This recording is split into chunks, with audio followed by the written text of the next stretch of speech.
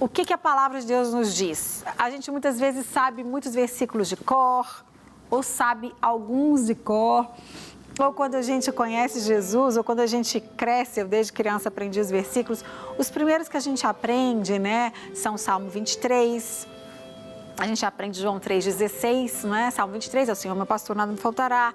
E aí vai aquele salmo maravilhoso de Davi. A gente aprende João 3,16, que é porque Deus amou muito de tal maneira, que deu seu Filho unigênito para que todo aquele que nele crê não pereça, mas tenha a vida eterna.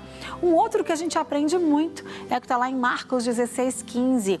Disse-lhe Jesus falando para os discípulos, ide por todo o mundo, pregai o evangelho a toda criatura, não é? Quem crer e for batizado será salvo. Quem não crer já está condenado. Então a gente aprende alguns versículos de cor e é muito importante a gente ter a Bíblia guardada, não é? A palavra de Deus diz também, né? O salmista fala assim, olha, escondi, guardei a palavra no meu coração para eu não pecar contra ti. Mas aí é que tá. Não é só guardar ou decorar, guardar no sentido de viver, né?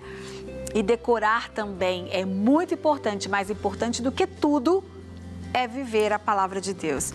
Eu quero focar então nesse versículo de Marcos 16,15. A palavra de Deus diz para a gente ir para todo mundo, não é?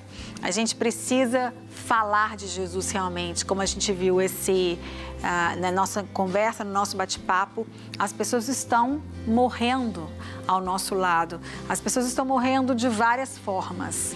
Algumas morrem mais rápido, algumas dão cabo da sua própria vida, outras vão se matando aos poucos através das drogas, lícitas ou ilícitas, através de promiscuidade, através de tantas situações terríveis. E essas pessoas estão se matando aos poucos, vivendo uma vida, um estilo de vida suicida realmente. E cada dia ele se mata um pouco, não é? E aí ele vai sendo acometido, ele vai se torna um alcoólatra muitas vezes, dependente químico de droga, ele se torna dependente de jogos, ele se torna dependente de pornografia e tantas outras coisas que tornam essa pessoa cada vez mais escrava do pecado, cada vez mais escrava do diabo. Não é assim? Não é isso que Satanás quer fazer? Prender, escravizar. O que é um escravo? O escravo, ele não pode fazer o que ele quer. Ele não pode sair a hora que ele quer. Não é livre, não é? Exatamente a palavra oposta, né? O escravo é o oposto do livre.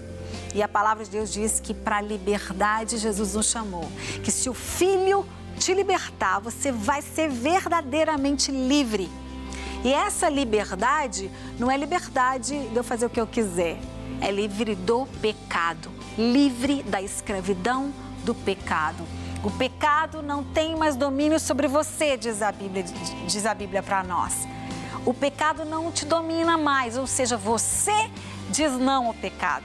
Você é livre para dizer não ao pecado quando você tem Jesus na sua vida como seu Senhor e seu Salvador, quando você já foi liberto da escravidão do pecado. Não é assim a Bíblia na história do povo de Israel no Egito? O Egito não o Egito país agora, mas o Egito é uma simbologia lá na Bíblia do pecado, né, do mundo, na verdade, e Faraó, uma simbologia de Satanás que mantinha o povo escravo e o povo tinha que trabalhar para ele dia e noite sem, né, receber nada, só comendo. Isso é o que? Escravidão. O que é escravidão? Você não pode sair. Você não tinha direito de ir aonde você quisesse, de ir e vir. Você não tem escolha. E é assim que Satanás quer manter as pessoas presas a ele, sem escolha. A pessoa quer sair, mas ela não consegue porque ela é escravizada.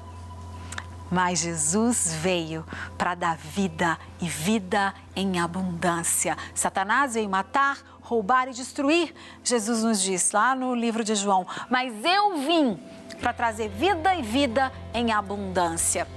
E é essa vida que a igreja não como os templos, mas a igreja, o corpo, a noiva de Cristo, precisa levar essa mensagem aonde? Até os perdidos.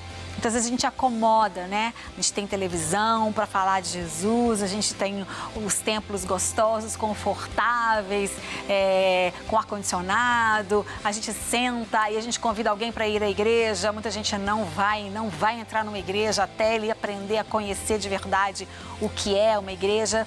Então, nós temos que ir. E foi isso que Jesus falou para a gente, para os discípulos.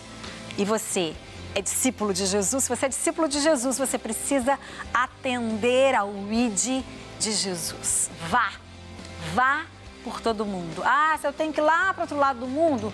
Se Deus te mandar, você vai. Mas por enquanto, você vai fazer igual Atos diz, né? Você vai receber poder, autoridade para ser testemunha de Jesus em Jerusalém, Judeia, Samaria e aos confins da terra, não é? Jerusalém era a cidade deles, Samaria era um pouco mais longe, Judeia mais longe ainda e os confins da terra. Então, que você seja livre, disponível, cheio de autoridade, de amor pelas pessoas que estão se perdendo todos os dias. Não só em períodos de festas de rua, mas onde você estiver, no seu trabalho, na sua escola, na sua rua, na sua vizinhança, Jerusalém e por onde for, levando a palavra do amor e da libertação que Jesus tem de vida abundante para as pessoas que estão se perdendo, que estão morrendo por aí. Ok?